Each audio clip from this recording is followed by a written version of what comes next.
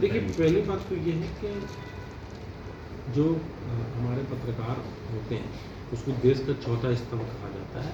और सबसे बड़ी बात है कि अगर हम कोई गलत काम करते हैं, तो कई बार हमको वेब पोर्टल के माध्यम से, इलेक्ट्रॉनिक मीडिया के माध्यम से और प्रिंट मीडिया के माध्यम से हमें पता चलता है कि काम गलत हो रहा है, अधिकारी ने गलत काम किया, ठेकेदार ने गलत काम किया, जनप्रतिनिधि ने गलत काम किया। तो ये हमें न्यूज़ से ही पता चलता है, जिसको हम लोग बाद में जाकर ठीक करते हैं।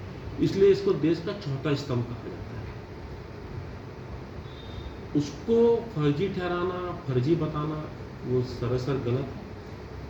आपकी अगर आपस की कोई लड़ाई है, दो पक्ष अगर आपस में लड़ रहे हैं,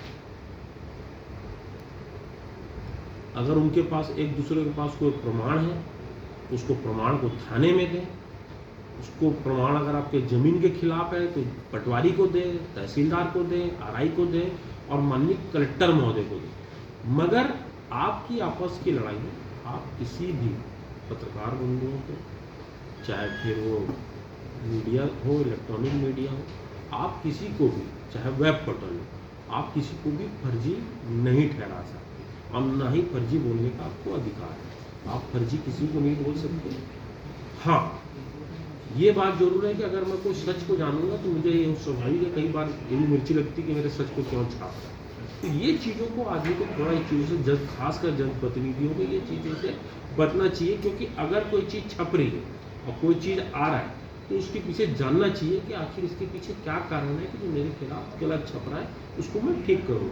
भाई, मैं महापौर, बहुत सारी न्यूज़ मेरे खिलाफ भी चलती है, बहुत सारी न्यूज़ मेरे उसमें भी आती है। उसका मतलब ये थोड़ी कि मैं किसी भी मीडिया वालों को बोल दूँगा तुम फर्जी हो, तुम फलाना हो, तुम दिखाना हो। मैं जाके उसकी तह तक जाता हूँ कि भाई मेरे से कहाँ गलती हुई, मेरे से चूक हुई, मेरे अधिकारी से चूक हुई, मेरे इससे चूक हुई। ये चीज़ों को थोड़ा सा और सर, दूसरा सवाल ये है कि पत्रकारिता अधिनियम 1932 के तहत है कि आप आरएनआई से जानकारी ले सकते हैं, लेकिन आपके दरवाजे अगर कोई पत्रकार आया है तो आप उसके पर्टिकुलर, उसके बैनर के बारे में आपको उस पत्रकार को फ़ोन लगाने का, उसको धमकाने का, या कि आप अपना आरएनआई पेपर लेके आओ, ये कहना कहाँ तक उचित है? नहीं, देखिए, ये सब बात तो मैं पहले से ही वो करता हूँ। और तो बड़ी बात यह है कि अगर कोई पत्रकार अगर आपके पास में आया है तो आप ठीक है, उसका जो भी आईडी आप उसको चेक कर लें।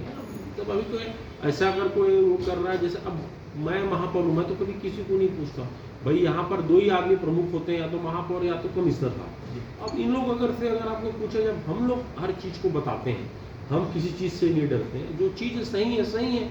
मैंने तो यहाँ तक के स्वीकार किया है कि भाई जब हमारा 6वें से हमारा स्थान 11वां आ गया रैंकिंग में, मैंने बोला हमारी गलती, भाई मेरी गलती, मैं इस बात को स्वीकार करता हूँ कि हो सकता है मेरे से कहीं काम में कमी रह गई हो। तो ये थोड़ी कि इसके लिए मतलब मैं आप लोग मेरे को दोषी ठहरा रहे हो, मतलब मेरे को आप गलत ठहरा रहे हो। तो और अगर आपके पास कोई आया है तो मेरे हिसाब से उसको अपनी बातों को बोलना चाहिए। और यदि कहीं उसको कोई ऐसा लगता है कि भाई कोई ऐसा कोई वो वाली बात तो नहीं, कोई मेरे को ब्लैकमेल तो नहीं करा, तो उसकी आईडी वाईडी मांग ले, भाई तो अपनी आईडी बता दे, तेरी आईडी क्या है, यही तो मांगेगा आदमी। ये सब मांगने के बाद मुझे नहीं लगता कि अगर कोई इस तरीके का कर रहा है, आप लोग मुझे संज्ञान देती हैं, उसको हम ठीक कराएंगे। क्योंकि देखिए, हम बहुत पारदर्शिता से काम करते हैं। अगर जिस तरीके से पानी में अगर आदमी एक वो जैसे दूध में आदमी थोड़ा सा भी पानी मिला तो समझ में आ जाता है कि दूध में पानी मिला हो, तो हमारी कोशिश ये रहती है कि हमारे काम पूरे तरीके से पारदर्शिता हो। और सबसे बड़ी बात ये है कि मैंने आज तक के नगर निगम में कुछ भी काम हुआ है उसको मैंने मीडिया के साथ हमेशा साझा किया है।